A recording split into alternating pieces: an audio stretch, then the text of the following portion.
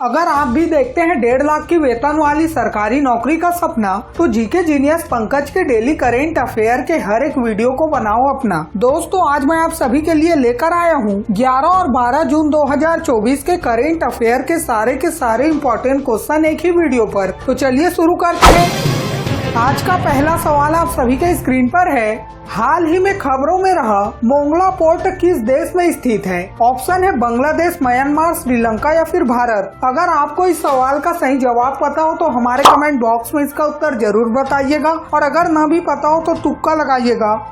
उत्तर है ऑप्शन है बांग्लादेश। हाल ही में खबरों में रहा मोंगला पोर्ट बांग्लादेश में स्थित है। अब आखिर ये खबरों में क्यों रहा? भारत का लक्ष्य बांग्लादेश में मोंगला बंदरगाह का संचालन करना और फादर ऑफ कोरोना चीन के क्षेत्रीय प्रभाव का मुकाबला करने के लिए एक नया टर्मिनल बनाना है। मोंगला पोर्ट बांग्लादेश का दूसरा सबसे बड़ा बंदरगाह है, जो बंगाल की खाड़ी से 62 किलोमीटर की दूरी पर स्थित है, जो सुंदरबन के जंगल से सुरक्षित है। मोंगला बंदरगाह में भारत की रुचि से असम और त्रिपुरा जैसे पूर्वोत्तर राज्यों तक पहुंचने में सुधार होगा और परिवहन लागत में कमी आएगी। तो अगला और दूसरा सवाल है, हाल ही में किस राज्य में प्लास्टिक अपशिष्ट प्रबंधन और रिसाइकलिंग संयंत्र मतलब plastic waste management and recycling plant का उद्घाटन किया गया? ऑप्शन है पश्चिम बंगाल, असम, बिहार या फिर सिक्किम।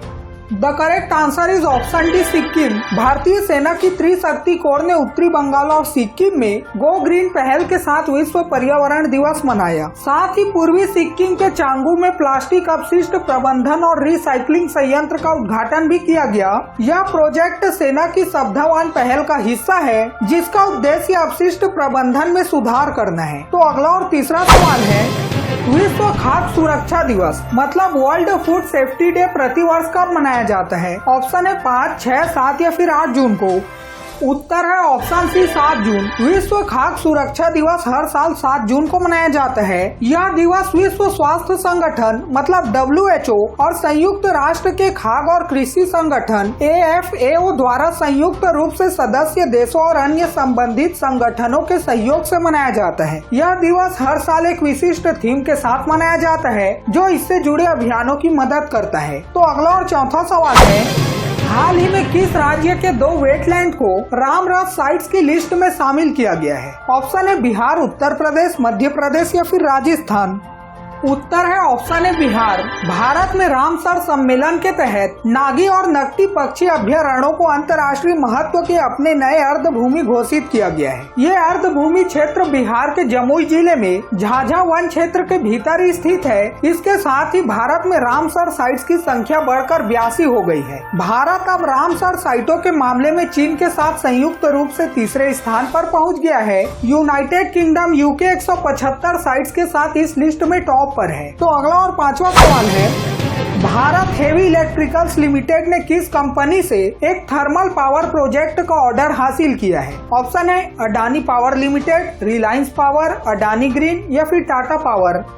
उत्तर है ऑप्शन है Adani power limited. Bharat heavy electricals limited मतलब भेल ने हाल ही में छत्तीसगढ़ के रायपुर में एक थर्मल पावर प्रोजेक्ट स्थापित करने के लिए अडानी पावर लिमिटेड से 3,500 करोड़ से अधिक का ऑर्डर हासिल किया है। भेल एक भारतीय केंद्रीय सार्वजनिक क्षेत्र का बिजली उत्पादन उपकरण निर्माता कंपनी है। इस परियोजना में सुपर क्रिटिकल प्रौद्योगिकी का उपयोग करते हुए 2x800 मेगावाट के विद्युत संयंत्र का निर्माण किया जाएगा, जो अपनी दक्षता और कम उत्सर्जन के लिए जाना जाता है। तो अगला सवाल जानने से पहले, अगर आपको भी डेली करेंट अफेयर के साथ अप टू डेट रहना पसंद है तो इस वीडियो को लाइक और चैनल को सब्सक्राइब या फॉलो करके कमेंट में इस वीडियो के लास्ट में पूछे गए सवाल का जवाब जरूर बताइएगा। तो अगला सवाल है, मौद्रिक नीति समिति ने किस दर पर रेपो रेट को लगातार 8वीं बार अपरिवर्तित रखा है? ऑप्शन है 6, 6.25, 6.50 या फिर 6.75%। The correct answer is option C, 6.5%। भारतीय रिजर्व बैंक की मौद्रिक नीति समिति मतलब MPC ने लोकसभा चुनाव 2024 के बाद अपनी पहली बैठक में रेपो रेट को 6.5% पर अपरिवर्तित रखा है। RBI ने अपनी जून 2024 की बैठक में लगातार 8वीं बार प्रमुख दर को बरकरार रखने का फैसला किया। MPC ने आखिरी बार फरवरी 2023 में बेंचमार्क ब्याज दर में बदलाव किया था। साथ ही वित्त वर्ष 2025 के लिए वास्तविक वास्तविक जीडीपी वृद्धि 7.2% रहने की उम्मीद जताई गई है। तो अगला और 7वां सवाल है, कर्मचारी राज्य बीमा निगम के महानिदेशक का अतिरिक्त प्रभार किसे दिया गया है? ऑप्शन है ए राजीव सिन्हा, बी कमल किशोर सोन, सी राम सिंह या फिर डी दुर्गा नागपाल जी। उत्तर है option B Kamal Kishore Son. Jharkhand cadre के 1998 बैच के वरिष्ठ IAS अधिकारी कमल किशोर सोन को कर्मचारी राज्य बीमा निगम के महानिदेशक का अतिरिक्त प्रभार दिया गया है। कमल किशोर सोन जी वर्तमान में श्रम और रोजगार मंत्रालय में अतिरिक्त सचिव और महानिदेशक श्रम कल्याण के रूप में कार्यरत हैं। हाल ही में जर्मनी के म्यूनिख में पुरुषों की 10 मीटर एयर पिस्टल स्पर्धा में स्वर्ण पदक किसने जीता? ऑप्शन है ए सौरभ चौधरी, बी दिव्यांश सिंह, सी सरबजोत सिंह या फिर डी अभिषेक वर्मा जी।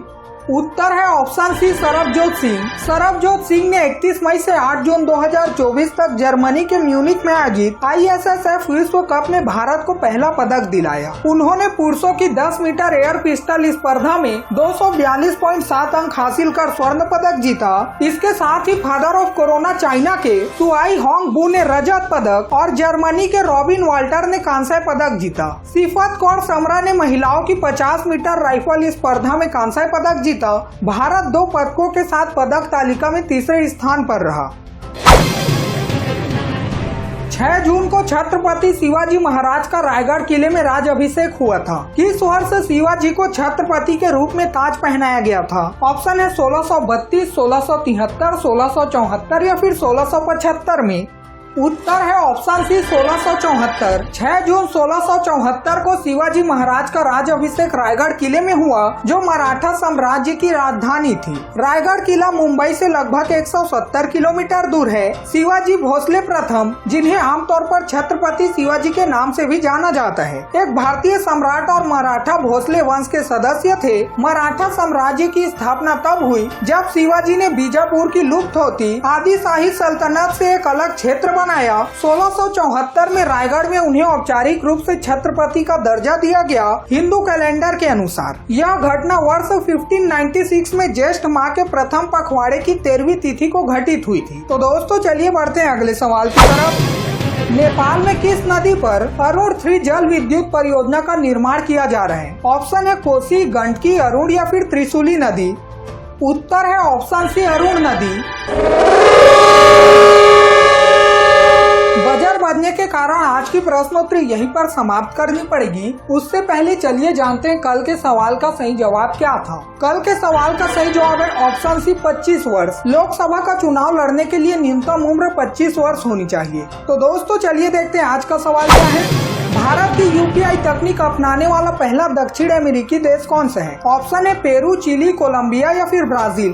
अगर आपको इस सवाल का सही जवाब पता हो तो हमारे कमेंट बॉक्स में इसका उत्तर जरूर बताइएगा, और अगर ना भी पता हो तो तुक्का लगाइएगा। कल सुबह 6 बजे फिर मिलते हैं 13 जून 2024 के करेंट अफेयर के वीडियो के साथ। तब तक के लिए बाय बाय। जय हिंद, जय भारत।